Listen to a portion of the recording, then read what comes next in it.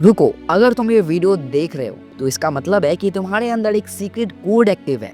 एक ऐसा कोड जो तुम्हारी हाइट डिसाइड करता है, तुम्हारी शक्ल, तुम्हारी मुस्कान, यहाँ तक कि तुम्हें कौन सी बीमारी हो सकती है वो भी बता सकता है, सिर्फ 4 लेटर्स में, ATGC DNA। और ट्रस्ट में ये मार्वल मूवी से कम नहीं होगा, बस VFX नहीं होंगे। और मैं इस वीडियो को 5 पार्ट्स में डिवाइड कर रहा हूँ ताकि आपको DNA की पूरी कहानी जान पाओ। और 5वां बहुत इंपॉर्टेंट है तो इसे मिस मत करना। Part 1, what is DNA? DNA का फुल फॉर्म होता है डीऑक्सीरिबोनुक्लिक एसिड। शायद मैंने गलती बोला, आप स्क्रीन से पढ़ सकते हो, लेकिन सिंपल भाषा में DNA तुम्हारे शरीर की मास्टर फाइल है। जैसे मोबाइल में सॉफ्टवेयर होता है वैसे ही बॉडी में DNA होता है। बॉडी हर सेल के न्यूक्लियस में DNA मौजूद है।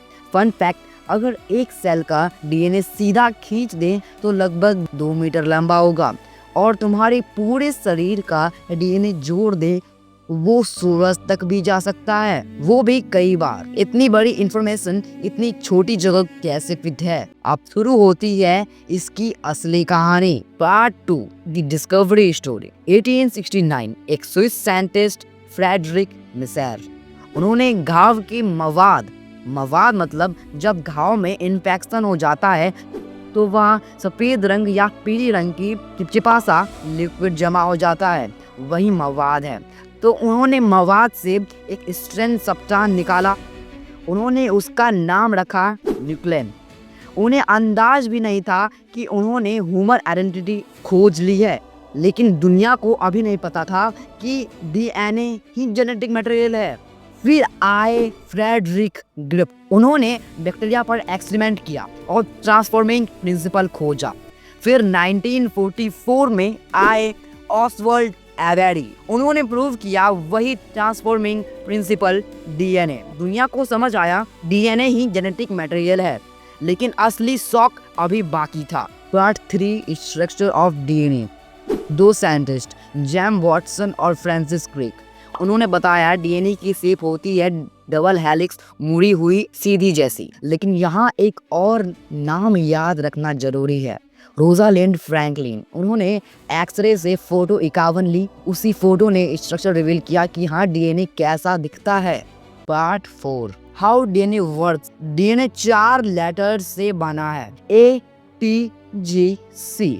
A मतलब एडेनिन, T मतलब थायमाइन, G मतलब गुआनिन, C मतलब कैस्टोसिन। ये सब काम करते हैं कि हमारा हाइट कितना होगा, हमारे चलने का स्टाइल क्या होगा, हमारी मुस्कान क्या होगी, हमारे फेस कैसा दिखेगा, वो सब ये करते हैं। अब आते हैं DNA RNA प्रोटीन, इसे कहते हैं सेंट्रल डोग्मा। DNA मैसेज भेजता है, RNA उसे कॉपी करता है, प्रोटीन काम करता है, और प्रोटीन ही मसल्स बनाते हैं, हार्मोन्स बनाते हैं, एंजाइम्स बनाते हैं। जब सेल डिवाइड होता है DNA अपनी एग्जैक्ट कॉपी बनाता है, इसे कहते हैं रेप्लिकेशन।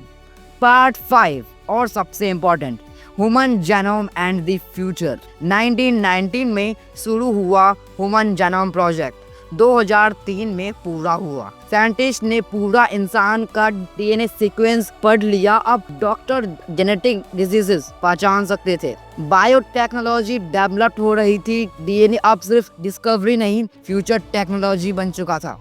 DNA सिर्फ मॉलिक्यूल नहीं है, यह तुम्हारे आइडेंटिटी है। तुम कौन हो, क्या बन सकते हो, सब कुछ इस कोड में लिखा है। अब जब भी तुम आईने में खुद को देखो तो याद रखना तुम्हारे अंदर 3 बिलियन लेटर्स का कोड लिखा है, और वही कोड तुम्हें तुम बनाता है। अगर तुम्हें ग्रेविटी के बारे में जानना है तो ये वीडियो देखो।